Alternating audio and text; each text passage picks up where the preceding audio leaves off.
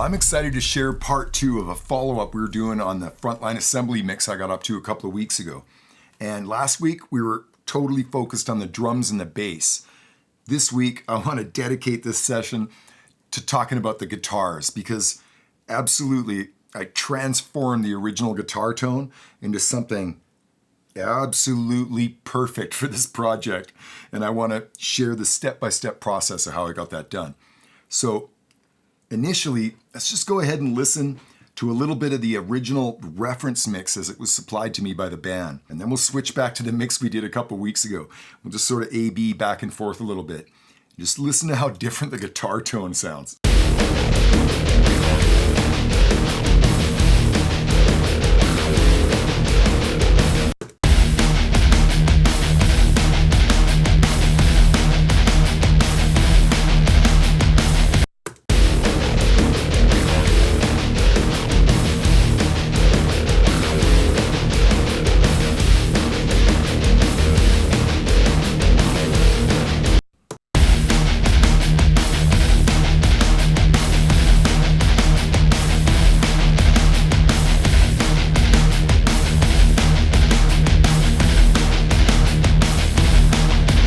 That's literally a transformation, and I'm not going to take all the credit for this. I absolutely give it up for the guys. You know why? Because they did something so critically important when they tracked every single guitar part that they tracked.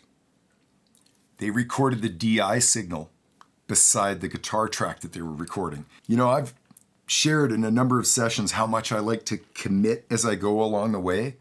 This is one area that I want everyone to commit to a guitar sound, but I also want them to record the DI right beside it. This is one of the most valuable things any project can do. The only reason that I was able to totally transform this guitar sound was because they included the DI signal of all of the guitar parts that were recorded. Now that's a huge pain when you're actually overdubbing and tracking guitars. For anybody who's actually gone through the process, you know, keeping that DI signal married to the guitar track that you're laying down and always having to think of it, it's a pain. And a lot of people just don't do it because it's sort of a lot of extra work. When I received this track from the guys and all the original guitars, there's absolutely nothing wrong with the guitar tone. I loved it, but it was missing this huge kind of mid-range that I'm so used to having in a crunchy guitar sound. So as a mixer, when I'm putting faders up and the tone is just not there, well, having the DI recorded immediately beside that track is just a lifesaver. Now I can start reamping, right? I can send that DI signal into countless numbers of, you know, amp simulations or the real deal. I could set up an amp out in the next room and I can reamp the guitar out to it and mic it up and track it. So let's dig into this. Okay, well, here's the rhythm guitars that were supplied to me.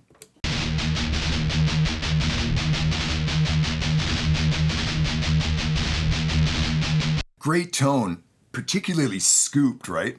Not a lot of mid-range material in that sound, and this is exactly the kind of tone that I like going for, is the mids, when I'm trying to create a really crunchy guitar sound. So because the guys were forward thinking and they tracked up every single one of those DIs, that opens up my world. And in 2010, when I was working on this and on my old TDM system, I had Amp Farm. That was like my favorite simulation program ever, I think, to this very day, is Amp Farm. And because the guys supplied me all the DIs, I was able to make an entirely different guitar sound using those DIs. So once again, we'll reference the original kind of scooped sound. Check it.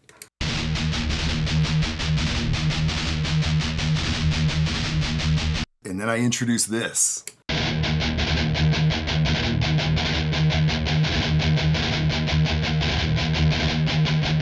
Yeah, those two guitar tones couldn't be further from each other, right? They're radically different sounding tones, but together, man, do they ever work well.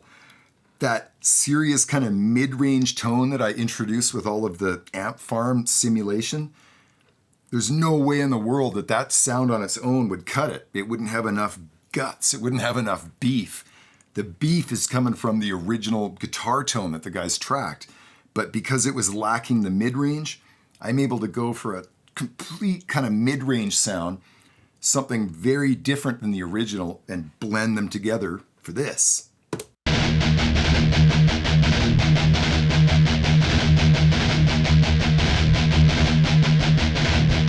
Yeah, it's a huge difference. If I take away the amp farm, the simulated amp,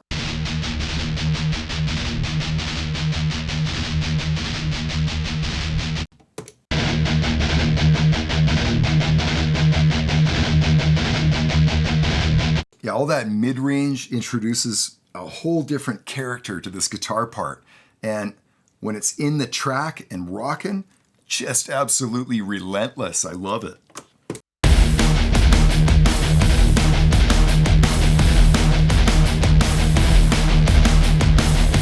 And then take all of those 8 guitar tracks that are making up that sound, send them into a bus, and add that pultec EQ that we put on last week.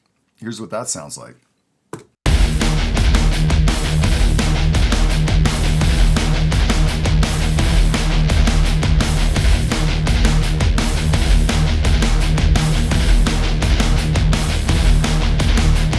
The same thing goes for the power chords in the chorus. I'm gonna go ahead and play the original scooped sound all by itself, and then I'll introduce the amp farm as I overdubbed it.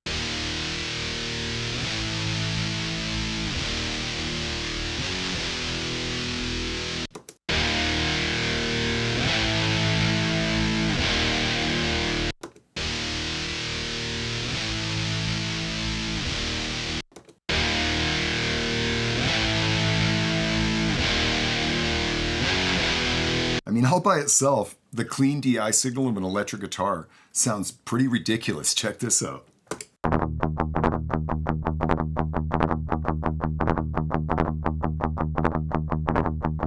Yeah, pretty ridiculous, right? But that can be turned into this.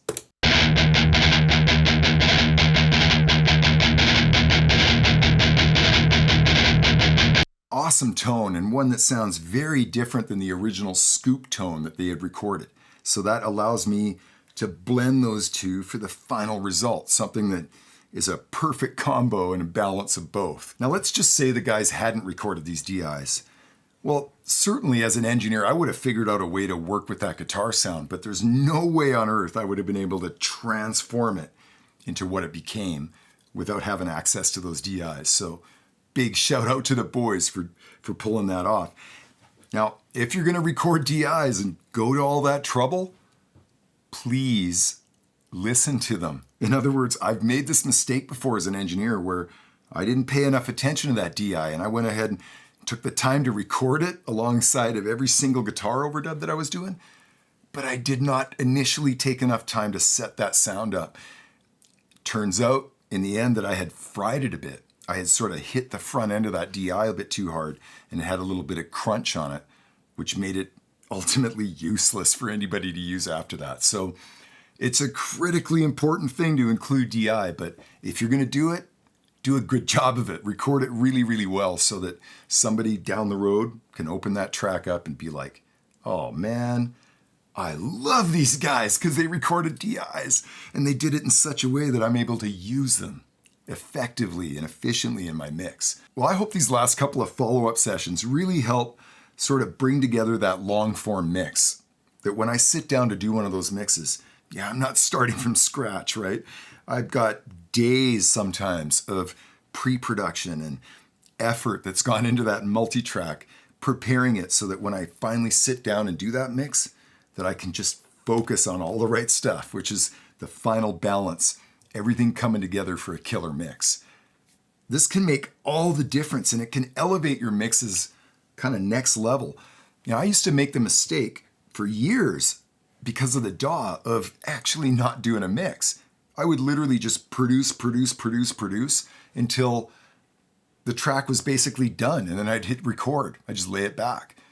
Yeah, that's a huge mistake in my own experience. It's a good thing for a reference, but in my opinion, you should do a save as, you should pull all those faders down to 0, and you should do a concentrated mix, just like I've been doing with these long forms, where you sit down and pretty much everything's already done. All you're doing is just kind of a last final balance of everything. Listen to what happens to your productions. Thank you so much for sitting in on today's session.